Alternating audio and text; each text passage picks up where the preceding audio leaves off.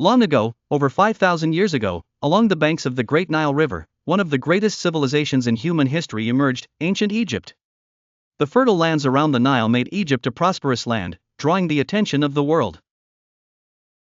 The beginning of the Old Kingdom, 3150 to 2686 BC. In this era, a king named Menes, Narmer, succeeded in unifying Upper and Lower Egypt, becoming the first pharaoh of a unified Egypt.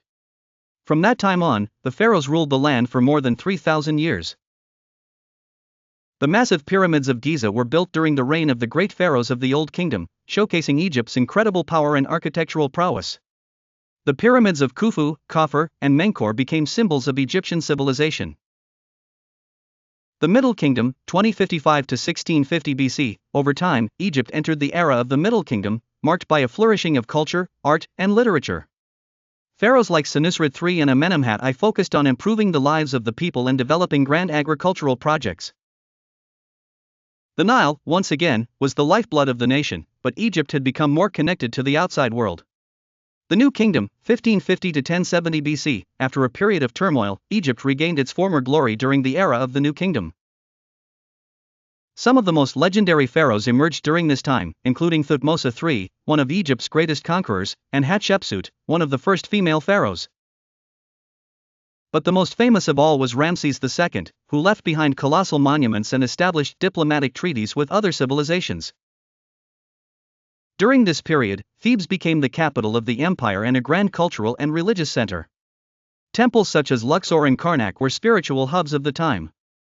The end of the pharaohs and the arrival of the Greeks, 332 BC. As the centuries passed, the power of the pharaohs began to wane, until Alexander the Great conquered Egypt in 332 BC. After Alexander's death, Ptolemy I took over and founded the Ptolemaic dynasty, which ruled Egypt for a long period. The most famous Ptolemaic ruler was Cleopatra VII, the last pharaoh of Egypt, who became entangled in the struggle between Rome and Egypt. The Roman and Byzantine periods, 30 BC 641 AD, after Cleopatra's death, Egypt became part of the Roman Empire. It remained one of the most important centers of the ancient world due to its strategic location and fertile lands. During this time, Alexandria was a hub of science and philosophy, famed for its legendary library. The Islamic conquest, 641 AD. In 641 AD, Arab Muslim forces, led by Amr ibn al-As, entered Egypt. Egypt became part of the Islamic Caliphate and transformed into a major cultural and intellectual hub of the Islamic world. The city of Fustat was founded as the new capital, which later evolved into Cairo during the Fatimid era. Ottoman Egypt, 1517 to 1798. After centuries of Islamic rule, Egypt was conquered by the Ottoman Empire in 1517. It became a province of the empire, but Ottoman control weakened over time, paving the way for Napoleon Bonaparte's invasion in 1798. Modern Egypt, 1805 to 1952. After the French were expelled, Muhammad Ali Pasha emerged as the ruler of Egypt. He is considered the founder of modern Egypt.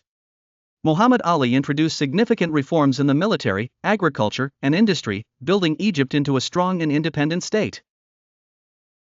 His dynasty ruled Egypt until the Revolution of 1952, which overthrew King Farouk and declared the Egyptian Republic. Contemporary Egypt, 1952. Today, under the leadership of Gamal Abdel Nasser, Egypt entered a new phase of Arab nationalism and social and economic reforms. This period included major achievements like the construction of the Aswan High Dam and the reclamation of Sinai after the 1973 war. Today, Egypt remains one of the most important countries in the region, balancing its rich history with ambitions for the future.